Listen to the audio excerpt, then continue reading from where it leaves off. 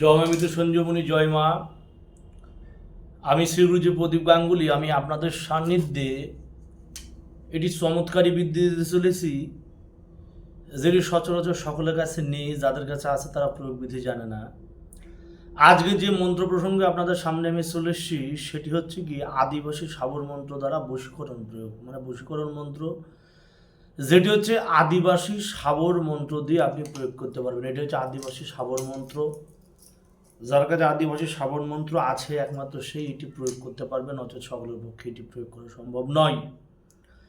তো আদিবাসী সাবর মন্ত্র অ্যাকচুয়ালি জিনিসটা কি, দেখা যাচ্ছে সচরাচর যারা বনাঞ্চলে থাকে, বন জঙ্গলে থাকে, তারা কি বিবিধ প্রকার জড়িবুটি এবং গাছগাছড়ার নানান প্রকার প্রয়োগ বিধি জানে, এবং তাদের কাছে চমৎকারী কিছু কিছু মন্ত্রাদি আছে যেটি সচরাচর সকলের কাছে নেই। যেমন এই আদিবাসী সাবর মন্ত্র প্রয়োগ হচ্ছে খুব সুন্দর। এই আদিবাসী সাবর মন্ত্র আপনারা প্রয়োগ করতে পারবেন একমাত্র অমাবস্যা তিথি দেখে। এই মন্ত্রটি প্রথমে মুখস্থ করে নিতে হবে, মুখস্থ করে নিয়ে তারপর আপনাকে এটি অ্যাপ্লাই করতে হবে। তো আদিবাসী সাবর মন্ত্র অ্যাকচুয়ালি জিনিসটাকে বুঝতে পেরেছি হয়তো, যারা বনাঞ্চলে থাকে, বন জঙ্গলে থাকে, যাদের হচ্ছে গিয়ে বিবিধ প্রকার পদ্মের ন্যায় যে মন্ত্রগুলো আছে, সাবর মন্ত্র অর্থাৎ ভগবান শিব হইতে যে মন্ত্রগুলো পাওয়া যায়, আগমতন্ত্র নিগমতন্ত্রের কিছু অস্তিত্ব আছে।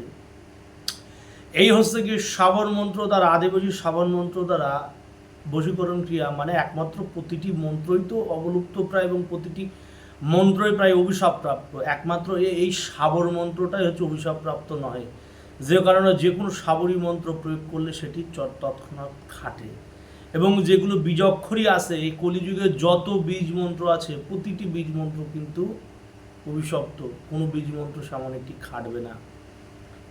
গুরুবিধ মন্ত্র বাদ দিয়ে যত সব বই পুস্তক আদি দিয়ে যত বীজ মন্ত্র আছে, যত সব মন্ত্র আদি আছে, বেশিরভাগ মন্ত্র কিন্তু বিকল হয়ে পড়ে আছে, মানে যেগুলো সামান্য একটি খাটবে না। তবুও সেসব মন্ত্র সংস্করণের মাধ্যমে নানানবিধ জপতপের মাধ্যমে যেগুলো মন্ত্রের মধ্যে প্রাণ সঞ্চার করা হয়, তবু সেটা লক্ষাধিক মানুষের মধ্যে একজন মানুষ আছে যারাতে খাটে। কিন্তু এই সাবর মন্ত্র দেখা যায় প্রতিটি মানুষের ক্ষেত্রেই খাটবে। সঠিকভাবে যদি প্রয়োগ করতে পারেন তাহলে এই সাবর মন্ত্র প্রতিটি মানুষের হাতেই খাটবে। তো মন্ত্র প্রসঙ্গে যেটি আলোচনা করছি সেটা হচ্ছে বশীকরণ মন্ত্র।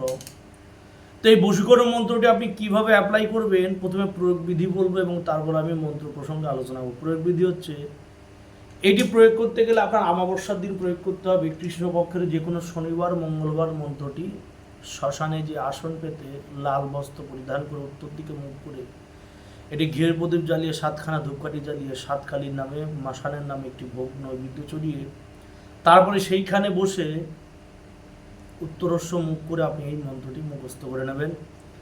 তারপরে প্রয়োগ করতে গেলে আপনার অমাবস্যার দিন প্রয়োগ করতে হবে। উপকরণ হিসেবে আপনার প্রয়োজন হচ্ছে গিয়ে 2 রকমের মাটি দিয়ে হচ্ছে মন্ত্র প্রয়োজন।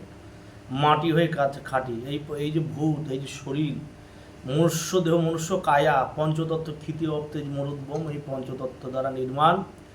এবং যখন এই দেহ ধ্বংসপ্রায় হবে, যখন এই দেহ ছেড়ে আত্মা বেরিয়ে যাবে, তখন এই দেহ পঞ্চভূতের সঙ্গে বিলীন হয়ে যাবে।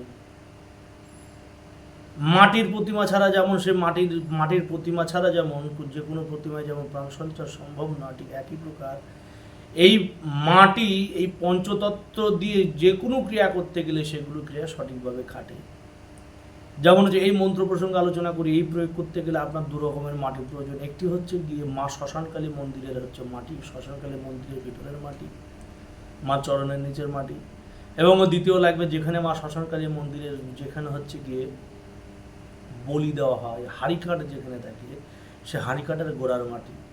মা শ্মশানকালীকে একটি পান সুপারি দিয়ে একটু পানের মধ্যে একটু সিঁদুর লাগিয়ে তারপরে একটি পান দিয়ে 7খানা বাতাসা দিয়ে মায়ের চরণে প্রণাম করে মাকে আমন্ত্রণ জানিয়ে মায়ের কাছে ক্ষমা ভিক্ষা চেয়ে তারপরে কাজটি ব্রতী হবেন। নচেত এই কাজ করতে গেলে কিন্তু প্রাণ সংশয় কিন্তু হতে পারে।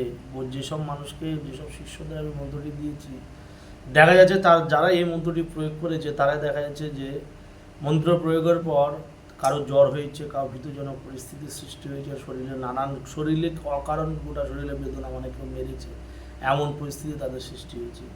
তাহলে কি মা শ্মশানকালীকে নেমন্ত্রণ করে মা শ্মশানকালীর কাছে ক্ষমা ভিক্ষা চেয়ে ক্ষমা প্রার্থনা করে কি যে কার্যের জন্য ব্রতী হচ্ছেন সে কার্যের কথা মাকে ভালো করে জানিয়ে নিয়েই তারপরে আপনি এই কাজে ব্রতী হবেন। দু রকমের মাটি লাগবে, শনিবার এই মাটি তুলতে হবে, কিন্তু অমাবস্যা, ঘোর অমাবস্যার মধ্যে মাটি তুলতে হবে। মাটি তুলে নিলে দু রকমের মাটি তুললেন।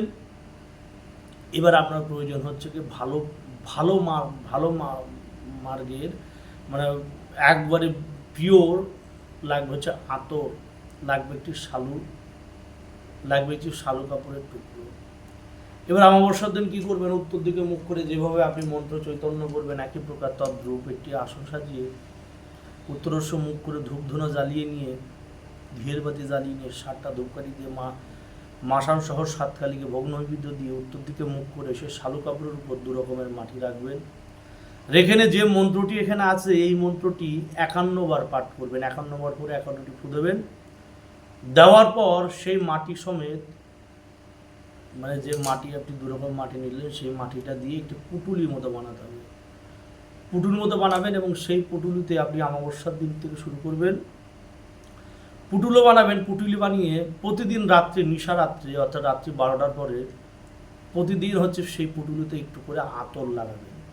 যার নামকরণ করে আপনি কার্যব্রতী হয়েছেন, যার নামকরণ করে আপনি কাজটি করছেন, যার নামকরণ করে আপনি এই কাজে এগোচ্ছেন,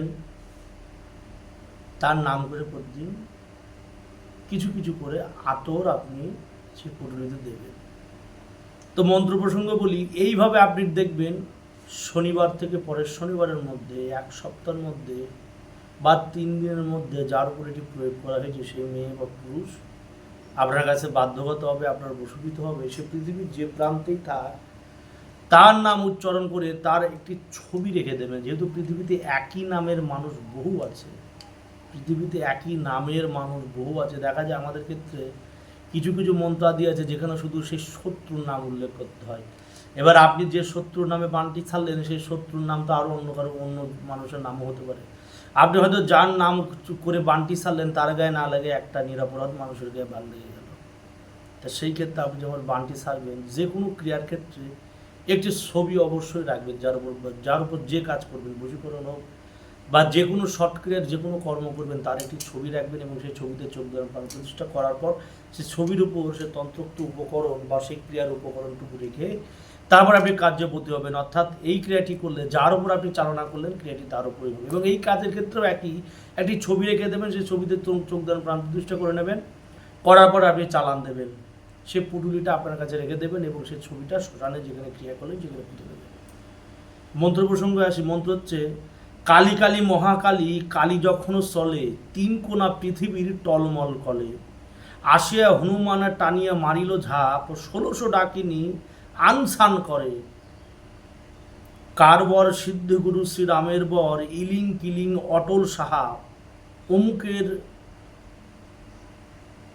অমুকের কাছে শীঘ্রই আন। অমুকের কাছে মানে অমুকের কাছে শীঘ্রই আন। আবার বলি, কালী কালী মহাকালী, কালী যখন চলে 3 কোণা পৃথিবীর টলমল করে, আসিয়া হনুমান টানিয়া মারিল ঝাপ, 1600 ডাকিনী আনসান করে, কার বর সিদ্ধিগুরু শ্রীরামের বর, ইলিং কিলিং অটল সাহা, অমুকের কাছে অতি শীঘ্রই আন। এই হচ্ছে মন্ত্র। এই সামান্য মন্ত্র, এটি কি মনে করবেন না এটি সামান্য মন্ত্র নহে। এর প্রভাব এবং এর কাজ অতি দ্রুত এবং অতি কার্য, মানে অতি পাওয়ারফুল একটি ক্রিয়া।